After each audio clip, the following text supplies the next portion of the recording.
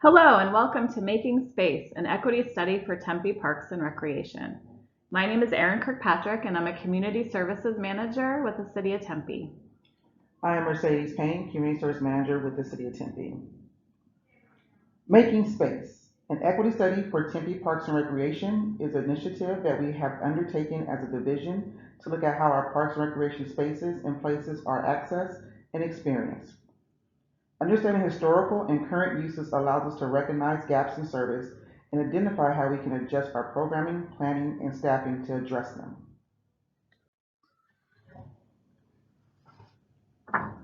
This presentation will give a brief overview of the project, overall analysis, and community engagement process, and walk through how to access the draft story map while focusing on some of the recommended strategies to help support equitable provisions across our system.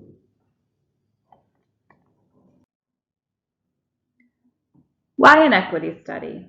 This project was the first action item from the Parks and Recreation Master Plan, which recognized that in order to implement level of service and programmatic recommendations, we needed first an analysis of current gaps in access, investment, and historical involvement in decision making. The project kicked off in the summer of 2022 with consultant design workshop coordinating the overall project and AHA Alliance conducting an internal audit for Parks and Recreation. We are currently in the plan review, sharing, and implementation.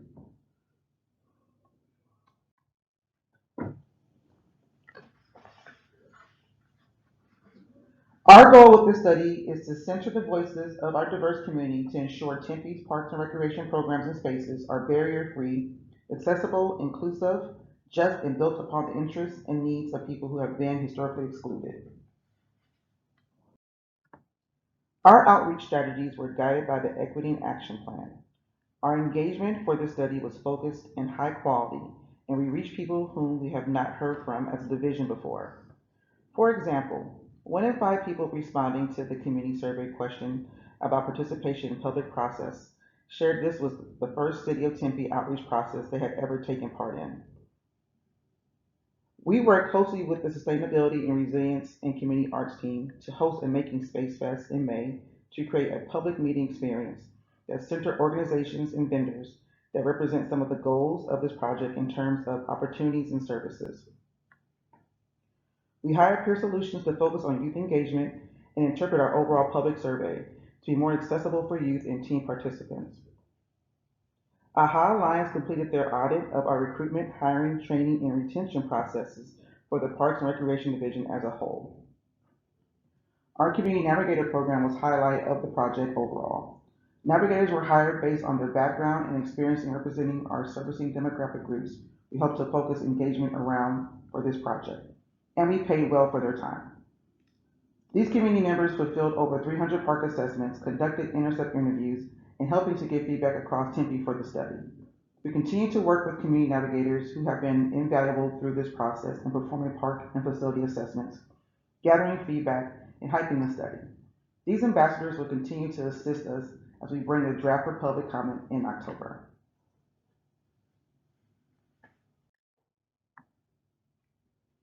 To access the draft, visit the project page at tempe.gov/makingspace. You can click on any of the links there that reference the story map to pull up the story map page. For this presentation, I'm going to go through a few of the things that you will see in the different sections of the story map, but we hope that you take some time to look through it on your own. This is the landing page that you will see when you pull up the Making Space story map. This format is similar to the Parks and Recreation Master Plan and allows the reader to navigate to and through the parts of the plan that are most interesting to them, with links to memos and analyses that provide a deeper dive into the background and data from the effort without overwhelming the reader with content.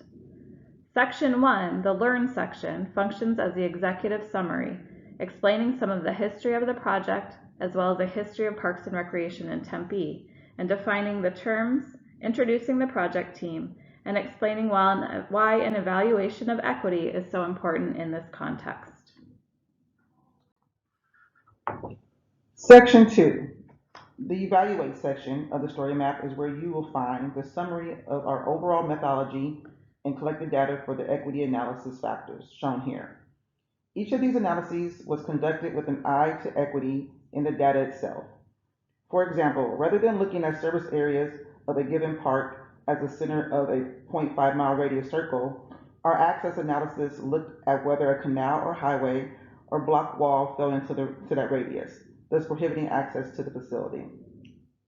These analyses are grouped thematically to identify areas of Tempe where community members may be experiencing poor living conditions, impacts to health and wellness, lack of physical access to park and recreation facilities, impacts from climate change and lack of investment in park and recreation infrastructures, as well as areas that may be poised to experience high levels of focused use due to population growth.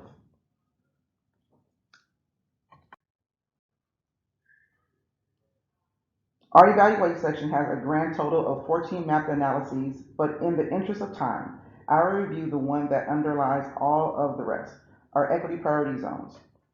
The data sets shown here were compiled from socioeconomic equity analysis to identify areas of the city where community members may be experiencing high levels of inequity. The darkest areas are areas in need of very high and high equity priority. When we overlay with the other map analysis, it becomes clear that the types of investments can be made in specific areas.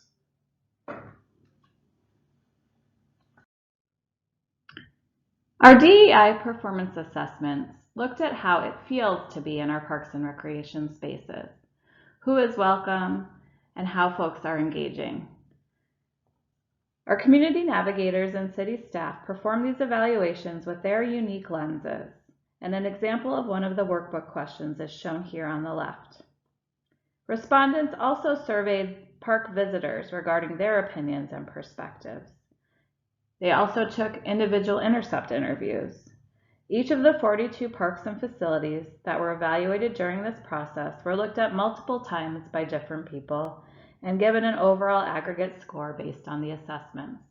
The DEI performance assessment maps quantify the qualitative feelings of being in our parks and allow us to sort them as very low performing to very high performing.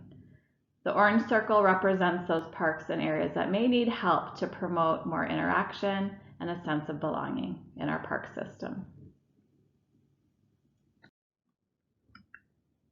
Among the numerous mapped analyses conducted, something unique to this project that mentioned before was the way that we evaluated our park and facility access, looking at individual point data for residences to see if our facilities were within a walkable distance, defined as half a mile.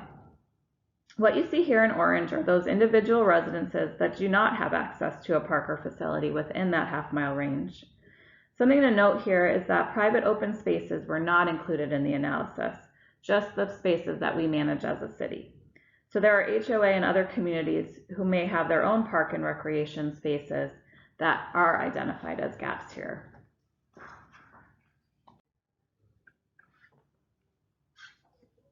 The actions we take in these areas identify as equity priority zones and will be influenced by our 6 overarching principles. A helpful tool to remember these principles is the acronym SPACES. Spaces and programs for all. Our parks and recreation spaces and programs are designed for inclusive and belonging. Staff reflect the values of diversity, equity, and inclusion. Prioritize equity.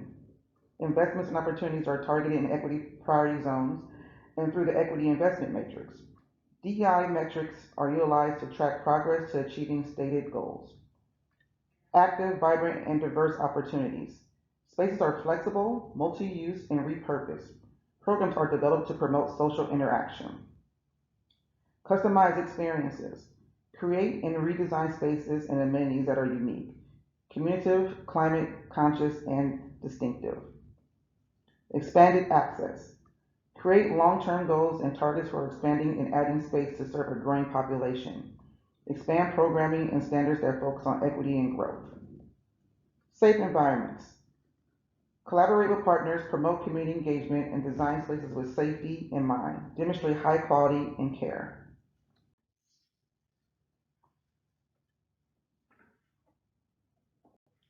Please keep in mind that these graphics represent dozens of pages of information. Each of the 21 goals and related strategies underlying these priorities is a call to action for creating collaborative, welcoming, and just parks and recreation systems for Tempe.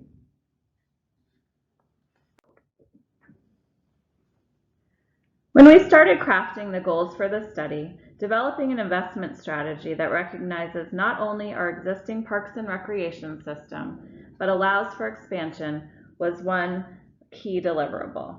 The equity investment matrix allows us to intentionally deliver on our second guiding principle, prioritizing equity, defining how we focus attention and fill identified gaps in service while remaining flexible and adaptive in our strategies to meet community needs with their input. Tempe has many diverse and geographically specific needs, and it was initially difficult to organize our data by zip codes or random geographic boundaries. So we decided to look towards one of the planning tools that has helped to organize the city already, the character areas. Organizing our data this way helps us to capture some of the unique pressures faced in different areas of Tempe. We are organizing our equity factors on the left and identifying a score for each by character area. As shown in the key on the top of this slide, the more green you see, the less of a gap in that specific factor.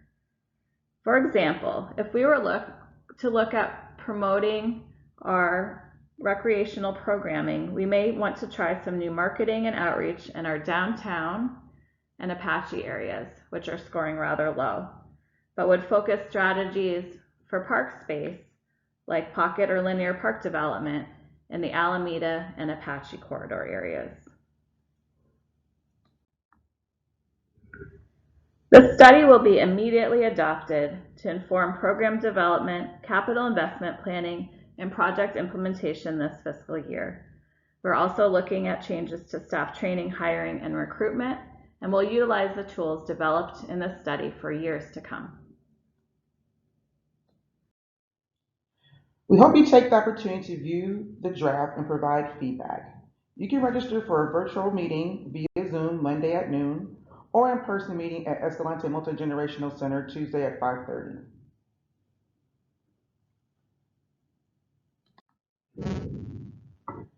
To access the survey, please visit the project page tempe.gov/making-space or tempe.gov/form.